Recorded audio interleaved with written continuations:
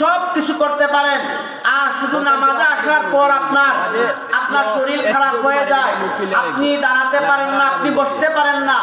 আপনি যদি দাঁড়াতে পারেন, এই অবস্থায় যদি আপনি বসে নামাজ পড়েন, আপনার নামাজ হবে না। এখন প্রায় মসজিদে দেখা যায় আপনার চেয়ারে বসে নামাজ আদায় করা হয়। এই চেয়ারে বসে নামাজ আদায় করাটা একটা আপনার ব্যাধি হয়ে গেছে, একটা রোগের মতো হয়ে গেছে। একজন সুস্থ সবল মানুষ সব কিছু করতে পারেন, বাজারে যাওয়া আওয়া, তারপরে ক্ষেতের মধ্যে কাজ করা, চলাফেরা, সব কিছু ঠিক আছে, কিন্তু উনি মসজিদে আসার পরে তিনি চেয়ারে বসে নামাজ পড়েন। তো উনাকে জিজ্ঞেস করলে উনি বলেন যে ডাক্তার বলছে চেয়ারে বসে নামাজ পড়ার জন্য। এই অজুহাত দিয়ে অনেক মানুষ আছেন যারা চেয়ারে বসে নামাজ আদায় করেন। চেয়ারে বসে যদি আপনি সুস্থ সবল মানুষ, আপনি যদি দাঁড়িয়ে নামাজ আদায় করতে পারেন, এই সক্ষমতা যদি আপনার থাকে, তবুও আপনি যদি চেয়ারে বসে নামাজ আদায় করেন, আপনার নামাজ আল্লাহর কাছে গ্রহণযোগ্য হবে না, আপনার নামাজ আল্লাহর কাছে কবুল হচ্ছে না।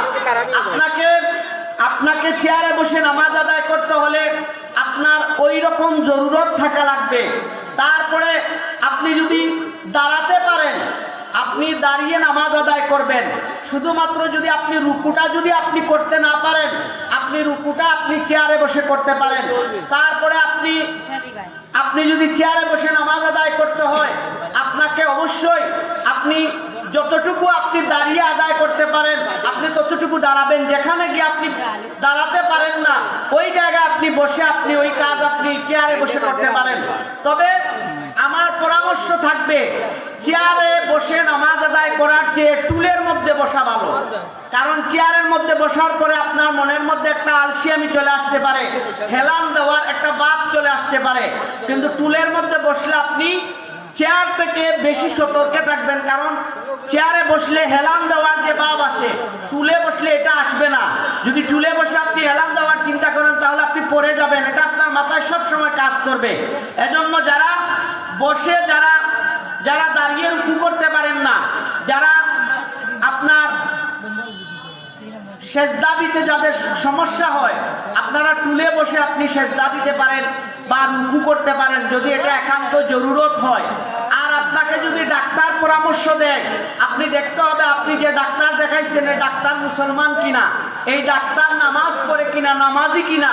তার একজন নামাজি, একজন আল্লাহওয়ালা দিনদার মুসলমান যদি ডাক্তার হয়, আর সে যদি আপনার শারীরিক সমস্যার কারণে যদি আপনাকে পরামর্শ দেয়, আপনি তাহলে চেয়ারে বসে নামাজ বা টুলে বসে নামাজ আপনি আদায় করতে পারেন। তবে যতটা আপনি দাঁড়াতে পারেন, আপনাকে দাঁড়াতে পারলে আপনি দাঁড়িয়ে আপনি কেরাত করবেন, দাঁড়িয়ে রুকু করবেন। শুধু সেজদা দেওয়ার সময় আপনি টুলে বসবেন। এটাই হচ্ছে নিয়ম, এটাই হচ্ছে আদব। প্রিয় হাজিরিনে কেরাম, তারপরে নামাজের 6 নাম্বার, নামাজের 6 নাম্বার যে বাহিরের যে ফরজ যেটা, সেটা হচ্ছে আপনার দাঁড়িয়ে নামাজ পড়া। 7 নাম্বারে হচ্ছে আপনি নামাজের ওয়াক্ত চিনা, কোন ওয়াক্তের নামাজ আপনি আদায় করতেছেন, এটা আপনাকে অবশ্যই চিনতে হবে। নামাজ পড়লে নামাজ হারাম হয়, নামাজ পড়লেও গুনাহ হয়। এমন কিছু সময় আছে যেই সময়ে আপনি নামাজ আদায় করতে পারবেন না। সূর্য উদয়ের সময়, সূর্য অস্ত যাওয়ার সময়, এবং ঠিক খাড়া দুপুরবেলা যখন সূর্য একেবারে ঠিক মাঝামাঝি আকাশে থাকে, ওই সময় দ্বিপ্রহরের সময় আপনি নামাজ, এই 3 বেলা আপনি নামাজ আদায় করতে পারবেন না। এছাড়া আপনি অন্য যে কোনো সময়ে আপনি এক ওয়াক্তের নামাজ আর এক ওয়াক্তের নামাজের সাথে আপনি আদায় করতে পারবেন। কিন্তু আপনাকে নামাজের ওয়াক্ত জানতে হবে। ফজরের নামাজ আপনি জোহরের সময় ফজরের নামাজ আদায় করলে হবে না, আর আসরের নামাজের সাথে জোহরের নামাজ আদায় করলে হবে না। যে ওয়াক্ত নামাজ, ওই ওয়াক্তের সময় ওই ওয়াক্ত মেনে আপনাকে নামাজ আদায় করতে হবে। পবিত্র কোরআনে কারিমের মধ্যে আল্লাহ সুবহানাহু ওয়া তাআলা ইরশাদ করেন, ইন্নাস সালাতা কানাত আলাল মুমিনিনা কিতাবাম মাওকুতা। মুমিনদের উপর নির্দিষ্ট সময়ে ওয়াক্ত মতো নামাজকে ফরজ করা হয়েছে। প্রিয় হাজিরিনে কেরাম, আপনাকে অবশ্যই নামাজের ওয়াক্ত আপনাকে খুঁজতে হবে। তারপরে নামাজের ভিতরের যে ফরজগুলো আছে, এই ফরজগুলোর প্রথম ফরজ হচ্ছে আপনাকে তাকবীরে তাহরিমা বাঁধা।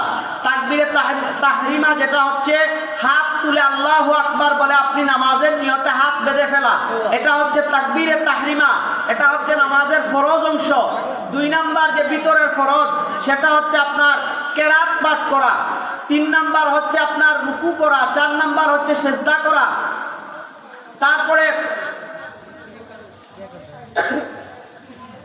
6 নাম্বার হচ্ছে আপনার শেষ বৈঠকে বসা। এইগুলা হচ্ছে নামাজের বাহির এবং ভিতরের ফরজ। এগুলা যখন আপনার আমার জানা থাকবে, তখন এগুলার মধ্যে কোনো একটা ছুটে গেলে আমরা বুঝতে পারবো যে আমাদের নামাজ নষ্ট হয়ে যাচ্ছে। প্রিয় হাজিরিনে কেরাম, এর বাদে নামাজের মধ্যে অনেক মুসল্লিকে দেখা যায় যে উনি অনেক কষ্ট করে নামাজ পড়েন, কিন্তু নামাজে হাত বাঁধার পর, তাকবীরে তাহরিমা বাঁধার পর সানা যে পড়া লাগে, সুবহানাকা যেটা আমরা বলি, এই যে সুবহানাকা পড়া লাগে, অনেক মুসল্লি আছেন এটা জানেন না। তারা মনে করেন যে ওই সময় ইমাম সাহেব হাত বেঁধে মনে হয় উনি হয়তো রেস্ট নেন, মনে হয় তারপরে মনে হয় ইমাম সাহেব রেস্ট নেওয়ার পরে একটু আপনার এরপরে তিনি সূরা ফাতিহা পড়া আরম্ভ করেন। আমি আমার অভিজ্ঞতা থেকে বলছি, আমি কয়েকজন মুসল্লিকে জিজ্ঞেস করলাম, তারা আমাকে বললেন যে হুজুর এই জায়গায় কি সুবহানাকা পড়া লাগে, আমরা তো জানি না। এইরকম অনেক মুসল্লি আছেন আমাদের মধ্যে যারা নামাজে হাত বাঁধার পর সানা যে পড়া লাগে, সুবহানাকা পড়া লাগে, এটা অনেকে জানেন না। আপনি যদি নামাজের মধ্যে সানা যদি আপনি না পড়েন, তাহলে আপনার নামাজ পরিপূর্ণ হচ্ছে না। তারপরে আপনার নামাজের মধ্যে অনেক আছেন, নামাজের মধ্যে হাত বাঁধার পর অনেক নামাজি আছেন যাদেরকে দেখা যায় নামাজের আগে উনি যেরকম থাকেন, নামাজের মধ্যে দাঁড়ালে এর চাইতে উনি আরো নার্ভাস হয়ে যান। নামাজের মধ্যে থাকাকালীন তিনি কি করেন, শরীরের বিভিন্ন জায়গায় ওনার চুলকানি হয়, ওই জায়গার মধ্যে উনি চুলকাতে থাকেন। তারপরে নাকের ভিতরে আঙ্গুল ঢুকান, নাকের যে ময়লাগুলো আছে ওইগুলা বের করে অনেক মুসল্লিকে দেখা যায় ওইগুলাকে গুল করে উনি দেখেন যে কি রকম একটা সাইজ হলো। তারপরে অনেক মুসল্লিকে দেখা যায় টুপি নাড়াচাড়া করতে, অনেক মুসল্লিকে দেখা যায় যে দাড়ির মধ্যে খিলাল করেন। এইরকম অনেক বদভ্যাস আছে। এই অভ্যাসগুলা থাকার কারণে এগুলাকে বলা হয় আমলে কাসির। এগুলা করার দ্বারা নামাজ নষ্ট হয়। আল্লাহ সুবহানাহু ওয়া তাআলা আপনাকে আমাকে 5 ওয়াক্ত নামাজ সুন্দর করে খুশু এবং খুজুর সাথে আদায় করার তৌফিক দান করুন। আমাদের কাঙ্ক্ষিত যে মেহমান তিনি চলে এসেছেন, আমরা এলাকার সন্তান, আমরা আপনাদেরকে ওয়াজ করার আমরা এই যোগ্যতা রাখি না। আমার সময় অতিবাহিত করার ছিল, আমি অতিথি আসার আগ পর্যন্ত আমার সময়টাকে আমি নিছি। আমার কথাবার্তার মধ্যে যদি কোনো স্লিপ অফ টার্ন হয়, আপনারা আল্লাহর ওয়াস্তে ক্ষমা সুন্দর দৃষ্টিতে দেখবেন। ওয়া আখিরি দাওয়ানা আলহামদুলিল্লাহি রাব্বিল আলামিন সাল্লাল্লাহু আলাইহি